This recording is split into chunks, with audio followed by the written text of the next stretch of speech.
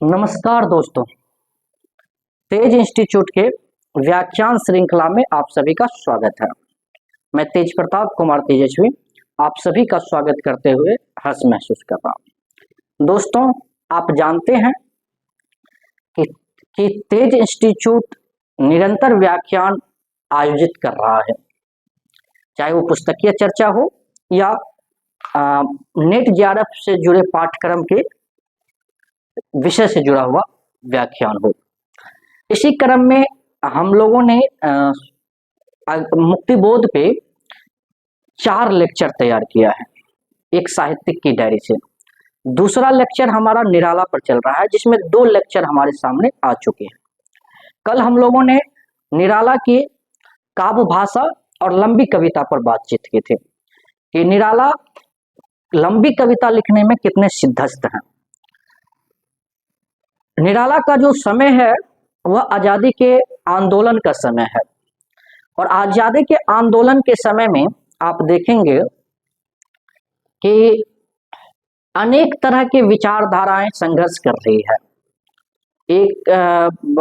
एक विचारधारा यह भी है, वो राष्ट्रवाद को लेकर के आगे चल रही है। एक विचारधारा यह है जो साझी विरासत की बात कर रही है। एक विचारधारा यह है जो मुस्लिम राज्य की अलग बात कर रही है। एक विचारधारा यह है जो हिंदुत्व को केंद्र में रख करके बात कर रही है। एक विचारधारा यह है क्रांति की बात कर रही है, वगैरह वगैरह। इस बीच में एक साहित्यकार का कर्तव्य होता है कि वह अपने युग में सामंजस्य स्थापित करे, शक्ति और सौंदर्य स्थापित करे। और इसी क्रम में आप देखेंगे कि निराला ने राम की शक्ति पूजा लिखने का प्रयास किया, और राम की शक्ति पूजा पर हम बात कर रहे हैं, और हम उसी कविता की एक भूमिका तैयार कर रहे हैं कि हम निराला को कैसे समझे। निराला की कविताओं, लंबी कविताओं की विशेषताएं क्या है, निराला बार बार अपनी कविताओं में काव्य भाषा क्यों गढ़ते हैं और काव्य भाषा, बनी हुई काव्य भाषा को क्यों तोड़ते हैं। इन तमाम चीजों पर हमारी बातचीत निरंतर चल रही है। कल की बातचीत में आप अगर हमारे साथ जुड़े होंगे तो हमने कहा था कि निराला के कविता के स्तर को समझने के लिए उसे 3 भागों में बांटा जा सकता है। पहला भाग वह जो 1915 से 1935 का हो, जिसमें जूही की कली से लेकर के वे अनेक तरह की कविताएं लिखते हैं, यहाँ तक कि सरोज स्मृति तक की कविताएं। दूसरा कालखंड हुआ जिसमें 1935 से 1950 तक, जिसमें वे सरोज स्मृति, राम की शक्ति पूजा, कुकुरमुक्ता, तुलसीदास जैसी महान रचना रचती है, जिसे कालजयी कहा जा सकता है। और फिर हम लोगों की बातचीत हो रही थी कि आचार्य रामचंद्र शुक्ल ने इस काल को, छायावादी काल को स्वच्छंदतावादी काल कहा था, और उन्होंने कहा था कि राम नरेश त्रिपाठी, श्रीधर पाठक आदि जो थे वे इस काल के भाषा को मांझने का काम किया था। छायावादी काल का नहीं, छायावादी काल के ही समकालीन कवि थे ये लोग। उसके बाद हम लोग आगे बढ़ रहे हैं और हम लोग बात कर रहे हैं छायावादी कवियों की काव्य भाषा। आप छायावादी कवियों की काव्य भाषा पर जब बात कर रहे हैं, छायावादी कवियों की काव्य भाषा देखेंगे तो आपको एक जैसी नहीं मिलेगी। जयशंकर प्रसाद की भाषा प्रसाद युक्त मिलेगी, तो दूसरी तरफ आपको निराला की भाषा में क्रांति और ओज के गुण मिलेंगे। जयशंकर प्रसाद की कविता में माधुर्य और शांत रस का ज्यादा प्रयोग किया गया है, तो वही सुमित्रानंदन पंत की भाषा अलग होगी, वो प्रकृति के आसपास की भाषा होगी। फिर महादेवी वर्मा की भाषा एक अलग तरह की स्त्री संवेदना से युक्त भाषा होगी। बहरहाल, तो आप जानते हैं सभी कवियों की भाषा का जो मिजाज है वो अलग अलग है।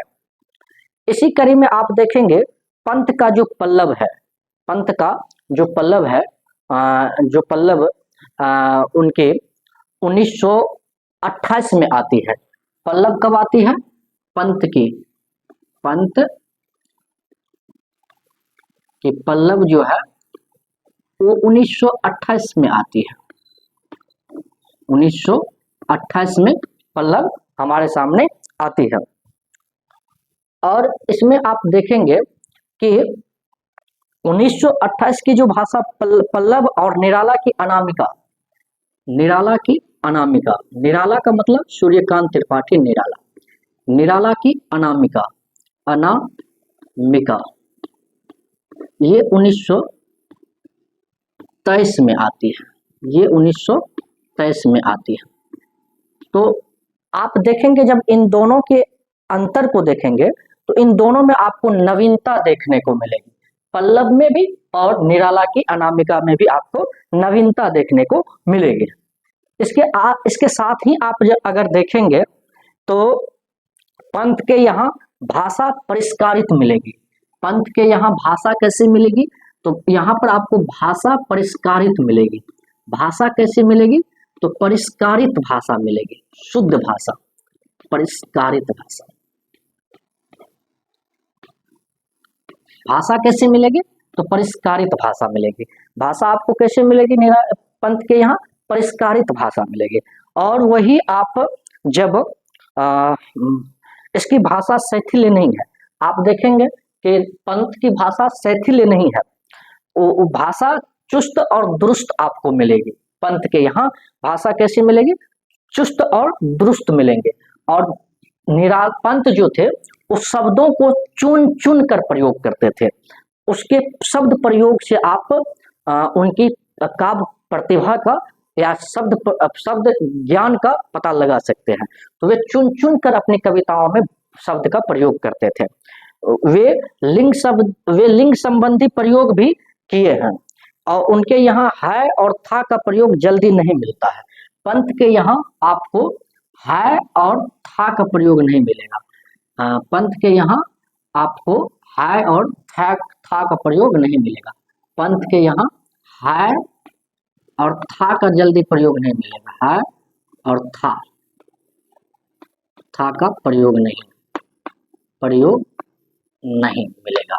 ठीक है, तो आपको देखेंगे कि पंत के यहाँ है और था का प्रयोग नहीं मिलेगा जल्दी, नहीं। ठीक है, नहीं। तो इसके अलावा आप देखेंगे कि इन कवियों ने काव्य भाषा को अपने तरीके से गढ़ा है। इन कवियों की शैली परिष्कार और अभिव्यंजित है। छायावादी कविता के समर्थक शुक्ल जी नहीं है, परंतु काव्य भाषा के समर्थक हैं। आप एक चीज याद रखिएगा कि छायावादी जो कविता है, छायावादी कविता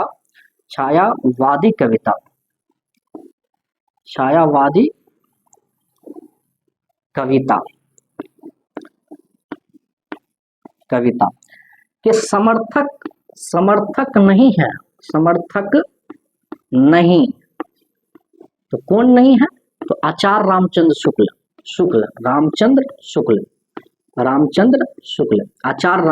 शुक्ल। ये आपको छायावाद के समर्थक नहीं दिखाई पड़ेंगे जब आप आचार्य रामचंद्र शुक्ल के हिंदी साहित्य के इतिहास पढ़ेंगे, लेकिन काव्य भाषा के समर्थक हैं। काव्य भाषा के समर्थक आपको दिखाई देंगे। काव्य भाषा के समर्थक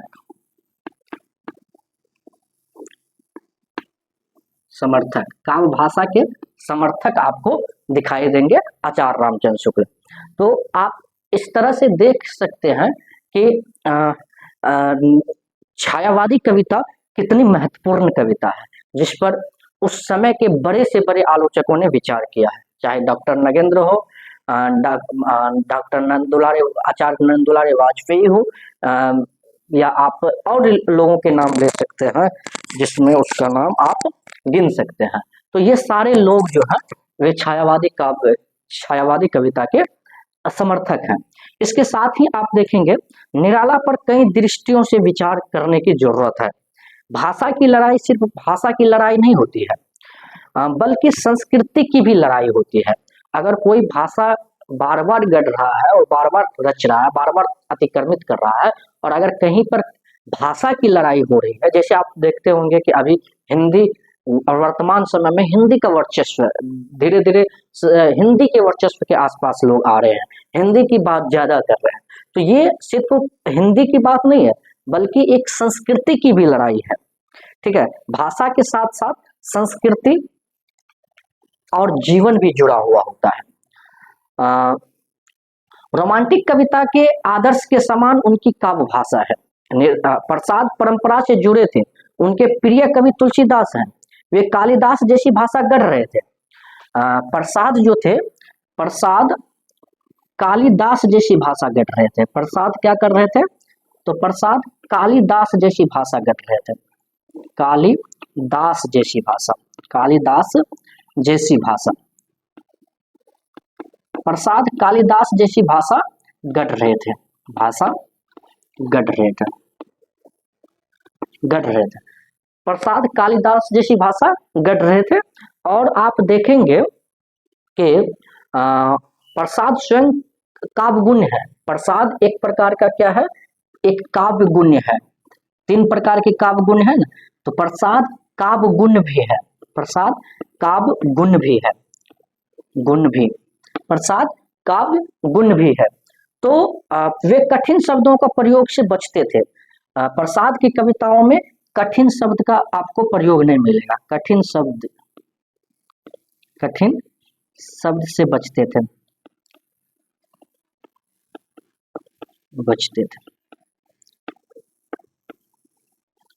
कठिन शब्द से प्रसाद क्या करते थे? बचते थे। कठिन शब्द से प्रसाद बचने का काम करते थे। परंतु आप देखेंगे निराला और प्रसाद का शब्द भंडार जो है वो बहुत समृद्ध है।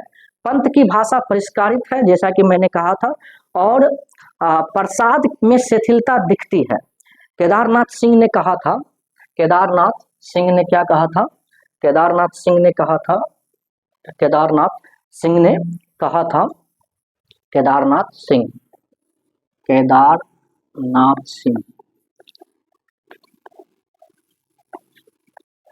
सिंह ने क्या कहा था? केदारनाथ सिंह ने कहा था हमारे सामने कि केदारनाथ सिंह ने कहा था प्रसाद इतने भाषा शिथिल के बावजूद, प्रसाद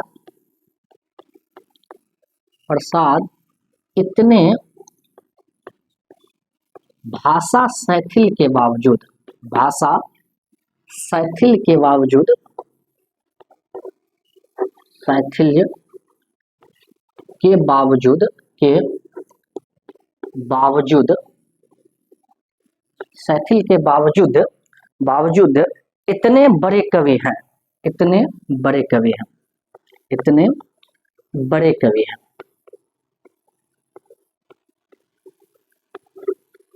कवि हैं, इतने बड़े कवि हैं।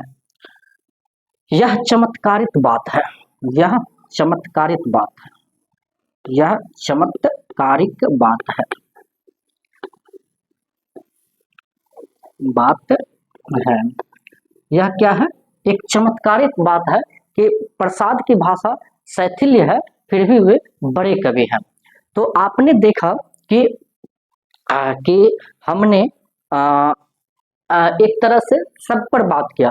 हमने कहा कि पंत जो है पल्लव 1928 की भाषा परिष्कारित मिलेगी आपको। पंत की, पल्लव की और निराला की, अनामिका की भाषा में आप नवीनता के तत्व देखेंगे। पंत की भाषा परिष्कारित मिलेगी। छायावादी कविता के समर्थक आचार्य रामचंद्र शुक्ल नहीं है, परंतु काव्य भाषा के समर्थक वे हैं। हमने कहा कि प्रसाद कालिदास जैसी भाषा गढ़ रहे थे। काव्य, प्रसाद एक काव्य गुण भी है, ठीक है। कठिन शब्द से बचते थे, प्रसाद कविताओं में कठिन शब्द के प्रयोग से बचते थे। फिर हमने कहा कि प्रसाद, केदारनाथ सिंह जो थे, प्रसाद ने कहा कि प्रसाद इतने भाषा शिथिल के बावजूद इतने बड़े कवि हैं, यह चमत्कारित बात है। और हमने कहा कि हाय का प्रयोग और था का प्रयोग आपको पंत की कविताओं में जल्दी देखने को नहीं मिलेगा।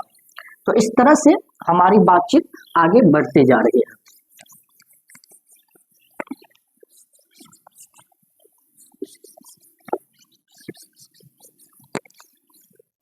चलिए अब आगे हम लोग देखते हैं कि प्रसाद निसंदेह बड़े कवि हैं। निराला काव्य भाषा के प्रति सजग थे। प्रसाद गुण के प्रति निराला आग्रही नहीं थे। तो निराला की जो एक विशेषता है, निराला क्या करते थे? निराला जो थे वो आग्रही नहीं थे। किस चीज के आग्रही नहीं थे? तो प्रसाद गुण के आग्रही नहीं थे। वे किसके आग्रही नहीं थे? तो प्रसाद गुण के आग्रही नहीं थे, प्रसाद गुण के आग्रही नहीं थे, प्रसाद गुण के आग्रही नहीं थे, प्रसाद गुण के आग्रही, गुण के आग्रही, आग्रही नहीं थे। निराला प्रसाद गुण के आग्रही आपको नहीं दिखाई पड़ेंगे, ठीक है। उसके बाद आपने देखा हो आप देखेंगे कि निराला में काव्य भाषा के आदर्श इनके यहाँ रोमांटिक नहीं है। इनका जो काव्य भाषा है वो रोमांटिक काव्य भाषा नहीं है, काव्य भाषा रोमांटिक नहीं है, काव्य भाषा रोमांटिक नहीं है, काव्य भाषा रोमांटिक नहीं है, रोमांटिक नहीं है, नहीं है। काव्य भाषा क्या है? तो रोमांटिक नहीं है। निराला की काव्य भाषा में आपको रोमांटिक के तत्व ज्यादा जल्दी नजर नहीं आए। तुलसी जयदेव में समासिकता है, वैसे ही राम की शक्ति पूजा और तुलसीदास में भी समासिकता है। जैसे तुलसी दास की जो रामचरितमानस है, तुलसीदास की तुलसीदास रामचरितमानस में जो समासिकता है, रामचरितमानस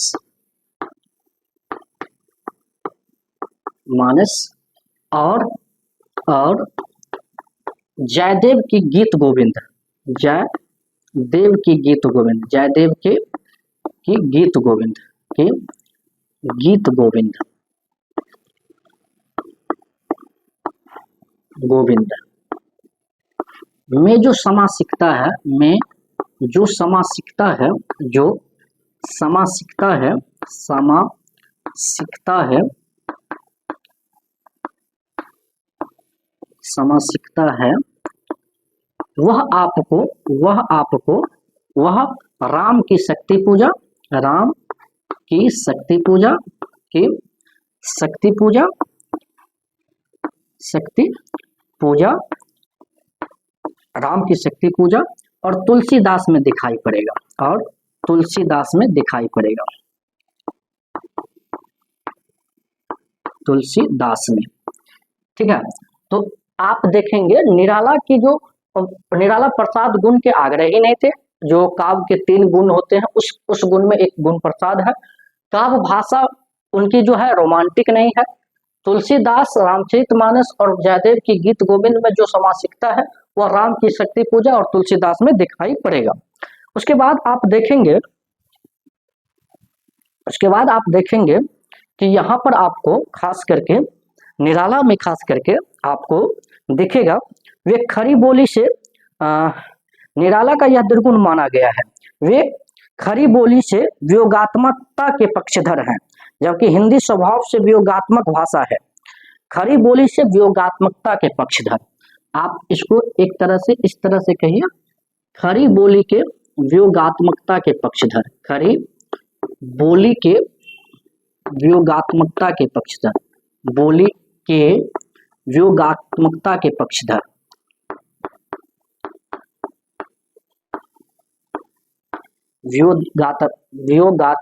वियोगात्मकता के पक्षधर, ठीक है, वियोगात्मकता के पक्षधर हैं, पक्षधर आपको दिखाई पड़ेंगे निराला, ठीक है।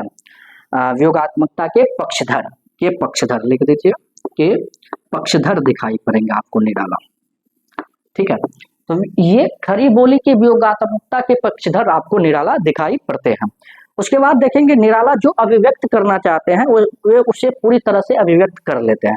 यह बाद में नई कवियों में आए, वे जिस अंतर्वस्तु को अभिव्यक्त करना चाहते उसे अभिव्यक्त कर लेते हैं। तुलसीदास रामचरितमानस से भाषा गुण से संपन्न है, निराला के भाषा के कई स्तर हैं, जैसे जयदेव की तरह समासिकता और तुलसीदास की भाषा के तरह गुण। निराला संस्कृत के तत्सम शब्दों के साथ साथ देशज शब्द का भी प्रयोग करते हैं। आपको निराला में दिखाई देगा संस्कृत के तत्सम शब्द, संस्कृत के तत्सम शब्द, संस्कृत के तत्सम शब्द का प्रयोग, शब्द का प्रयोग और देशज शब्द का भी प्रयोग, और इसी में आपको दिखाई पड़ेगा देशज शब्द का प्रयोग, देशज शब्द का प्रयोग, शब्द का प्रयोग, आपको निराला में देशज शब्द का भी प्रयोग आपको देखने को मिलेगा। उन्होंने तत्सम और देशज भाषा के समन्वय से काव्य भाषा को समृद्ध किया है। इन दोनों के जोड़ से इन्होंने काव्य भाषा को समृद्ध किया है। ठीक है, आप निराला में रविंद्रनाथ टैगोर के तरह, रविंद्रनाथ टैगोर के तरह, रविंद्रनाथ टैगोर के तरह, रविंद्रनाथ टैगोर, रविंद्रनाथ टैगोर,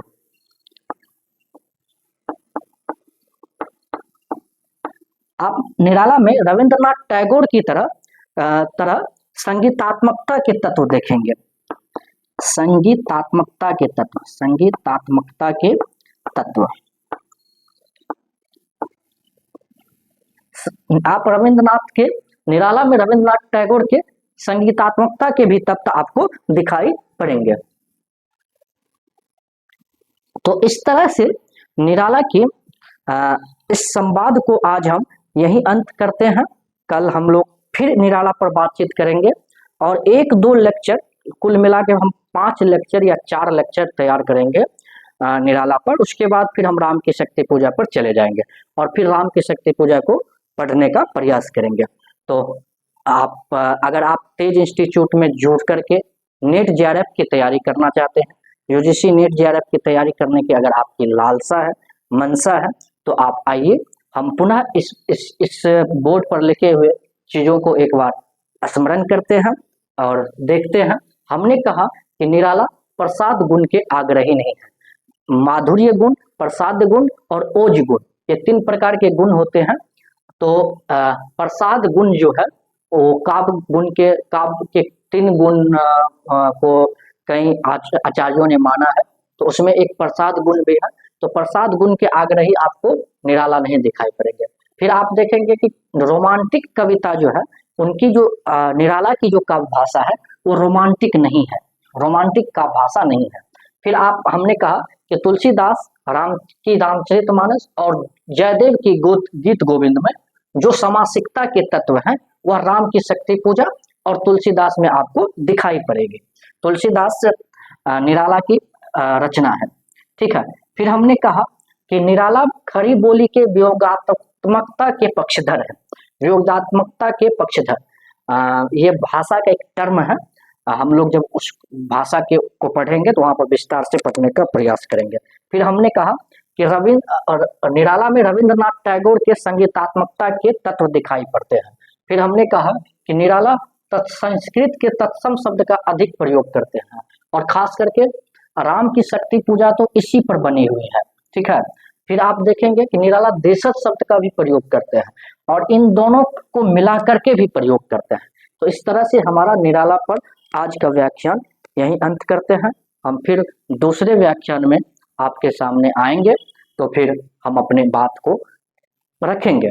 और पुनः मैं आपसे आग्रह करूंगा कि आप अगर तेज इंस्टीट्यूट से जुड़ना चाहते हैं, यूजीसी नेट जेआरएफ की तैयारी करना चाहते हैं, यूजीसी नेट जेआरएफ के पाठ्यक्रम को विस्तार से समझना चाहते हैं, उनकी वैचारिकता को समझना चाहते हैं, उनके कई महत्वपूर्ण पक्षों को समझना चाहते हैं, तो आप तेज इंस्टीट्यूट से जुड़िए और अपनी तैयारी को मुकम्मल अंजाम दीजिए। तो धन्यवाद आप सभी का, पुनः स्वागत और आभार।